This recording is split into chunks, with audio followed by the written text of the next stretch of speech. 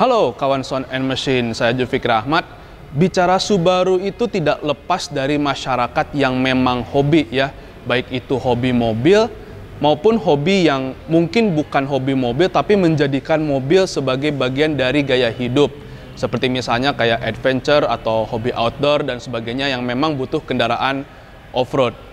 Dan memang Subaru itu begitu comeback ke Indonesia dari awal udah mengumumkan bahwa target pasar mereka itu memang orang yang hobi ya, yang artinya Subaru itu dari segi brand dia relatif segmented.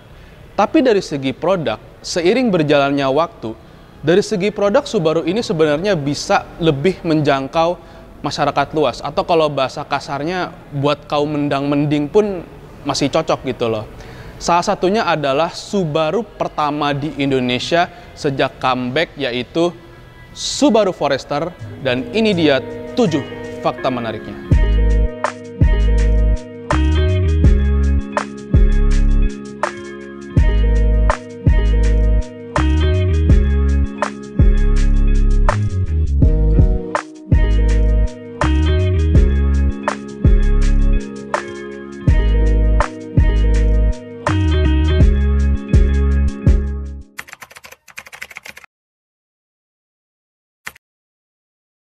Jadi Subaru Forester ini adalah Subaru pertama di Indonesia pasca comeback tahun 2021.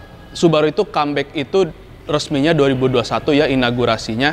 Tapi pertama 3S ya, sales service spare partnya itu di tahun 2022. Dan ini mobil pertama Subaru pasca comeback tahun 2022. Dan bagi Subaru, Forester ini merupakan istilahnya itu bread and butter ya, jadi yang bener-bener yang pertama diduluin tuh justru yang berjenis SUV ini. Dan memang SUV itu di Indonesia pasarnya termasuk yang bagus ya, termasuk untuk SUV monokok.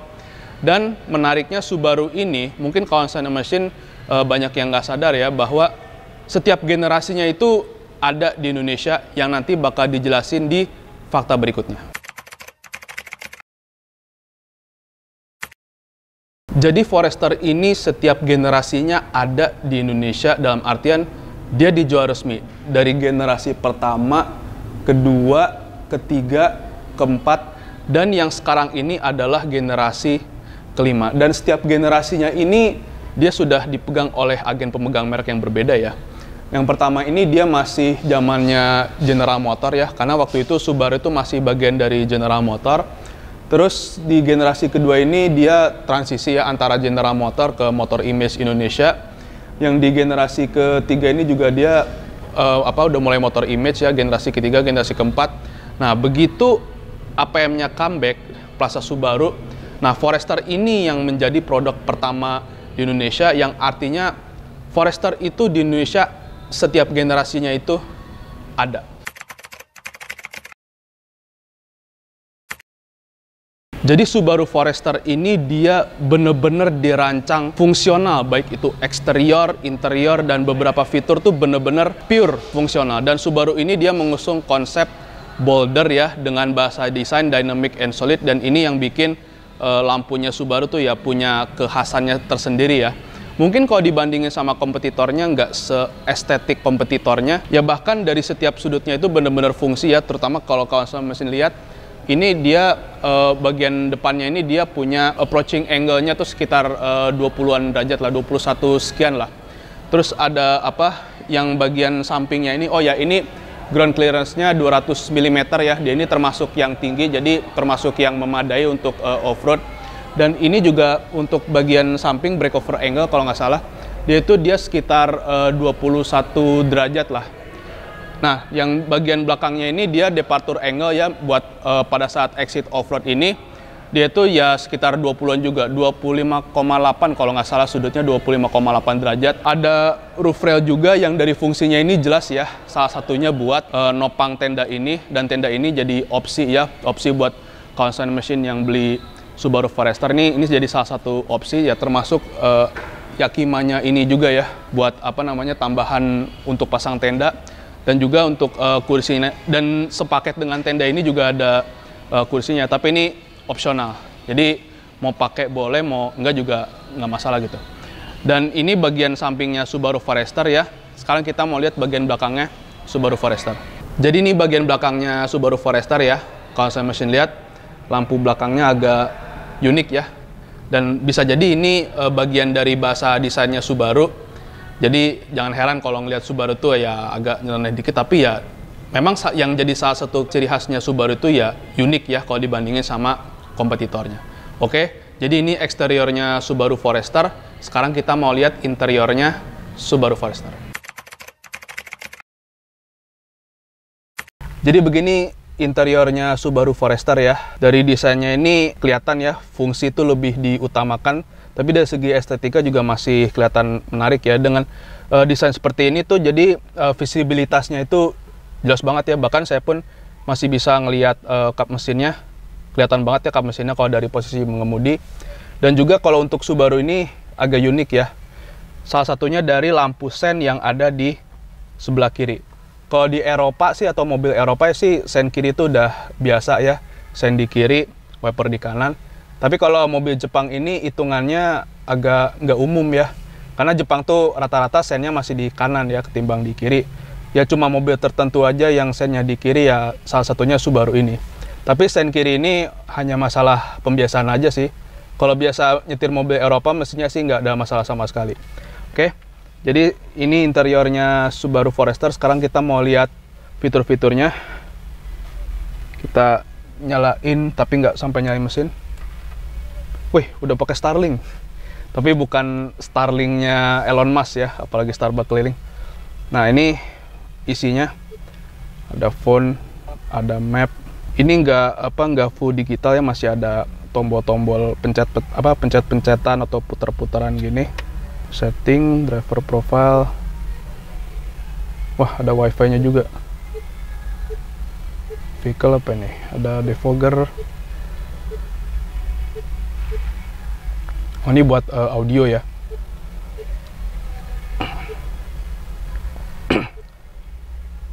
Untuk layar multimedia ini simple ya. Dan Subaru Forester ini belum yang sampai menjuntai ke bawah kayak di Crosstrek. Dan di sini ada juga beberapa tombol ya, kayak sistem all-wheel drive yang nanti bakal dijelasin di fakta berikutnya ya. Oh, di sini juga ada buat ngelihat di sekitar mobil ada apa. Tapi ini nggak tahu ini 360 view apa bukan. Dan agak unik ya, bukan di layar head unit ini, tapi justru di sini. Oh, di sini juga bisa ngelihat konsumsi bahan bakarnya berapa gitu ya. Dan di sini ini buat all-wheel drive-nya nih, X mode ini. Nanti dijelasin di fakta berikutnya. Oke, jadi ini untuk fitur Forester ya, Subaru Forester ini.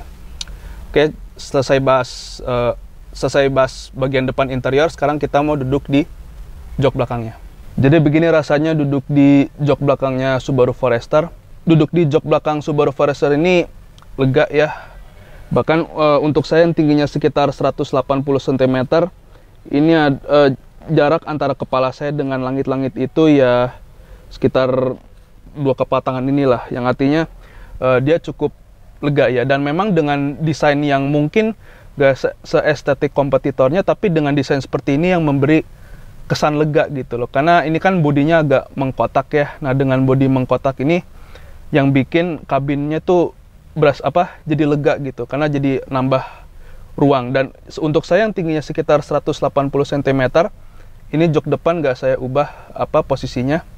Ini masih bisa relax gitu loh, bahkan selonjoran pun bisa banget ya. Ini memang duduk di jok belakangnya Subaru Forester ini nyaman banget, terutama untuk saya yang tingginya sekitar 180 cm. Oke. Jadi ini untuk bagian belakangnya interiornya Forester. Sekarang kita mau lihat bagasinya. Oke, sekarang kita mau lihat bagasinya Subaru Forester ini ya.